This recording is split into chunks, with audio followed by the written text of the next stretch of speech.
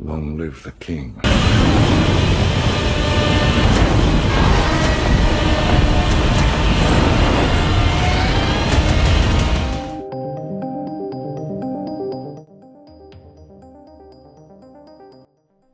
Welcome back to the channel, folks. Mr. H here for another news flash in the world of Godzilla, King of the Monsters. Michael Dougherty has been doing a lot of interviews from all of these set visits for Godzilla, King of the Monsters, and a lot of that has now been revealed. In an interview with Collider, the director, Mike Dougherty, has discussed the world building of the Monsterverse and Monarch in general, but then also discussed how, I guess, Legendary have handed him the title of Godzilla and how they've approached it as well. So Collider spoke with him and asked, with all the mythology and world building that's going into this movie, and obviously you've given this a lot of thought, was there, with all the franchise considerations, was there like a Monarch Bible already in place, or are you writing it as you go? And Mike Dougherty replied, it wasn't a Bible, it was more like a pamphlet. It was more like a presentation video. I think the Bible is constantly for Monarch being written with each film. You know, it changes.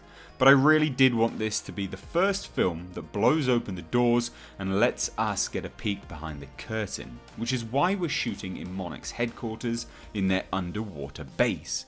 I think there was something really powerful about this idea of this secret organization which has altruistic intentions and noble ideals about trying to understand our place in the world after these creatures have been discovered.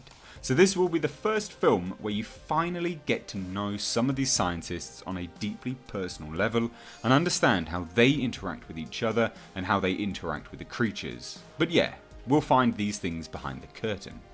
Now, Mike Dougherty also spoke about his involvement with Adam Wingard's Godzilla vs. Kong, because, again, Collider asked him, and Collider asked, are you creatively involved in that film, in Adam Wingard's Godzilla vs. Kong? Dougherty stated, no, not so much.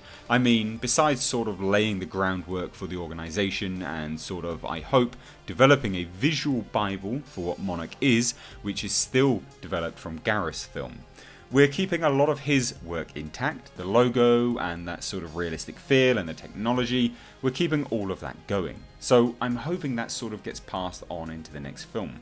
It's kind of like an exquisite corpse, where the artwork gets passed from one artist to another, and ideally they're adding new and interesting layers to it, but I'm not lording over it by any means. So a few interesting things to note here. Obviously Toho have had very, very clear-cut stipulations on how the monsters look, how their designs are, how they interact with one another. But from here, it sounds like that's kind of where Toho's involvement and their outline and stipulations end. And it also seems to be where Legendary's outline and stipulations end. Obviously Gareth Edwards made 2014's Godzilla, great film. Fantastic visual style, awesome sense of scale. Now we then go on to Mike Dougherty's film, which continues on from that very specific creation, that stylistic flair. But it would appear that Legendary essentially said build off of what Gareth Edwards has created and has established, but expand upon it, make it your own. By the sounds of things, that's what they've done here. They've given Mike Dougherty a lot of creative freedom, which is fantastic. And again, I quote him where he says it wasn't a Bible, it was more like a pamphlet, more like a presentation video. So it just sounds like they said, look, this is what they should be doing. You need to, maintain some continuity between the films, but this is, free reign, I guess you could say, which is unbelievable. It's a really good approach to have because it means that you will have a very director-orientated aesthetic, or at least their own style running through the movie, and it won't just be a cut and paste, say, I guess, again, liken it because a lot of people say this, but the MCU movies, for instance, or the DC movies, for instance. It won't be just like that.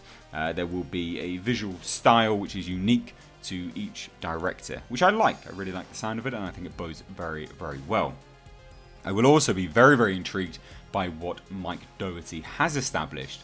And I feel that he's on the right tracks. You know, we've got this altruistic intention and noble ideals for Monarch.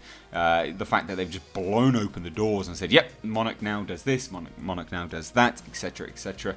It'll be a really interesting and exciting time to be a Godzilla fan, watching this world develop and unfold. And I just hope that it continues past Godzilla vs. Kong, as Legendary are clearly handling it in the right way. Anyway, guys, I want to hear your thoughts though, so please do let me know down below in the comment section. As always, if you are new here, consider hitting subscribe, and to stay up to date on all the world of pop culture and movie news, crush that bell notification icon. If you like what I do here, you want to support me and the channel, and you want to have exclusive content and early access, check out my Patreon page via the link down below in the description box. As always, guys, thank you so much for watching. I'm Mr. H. Take care.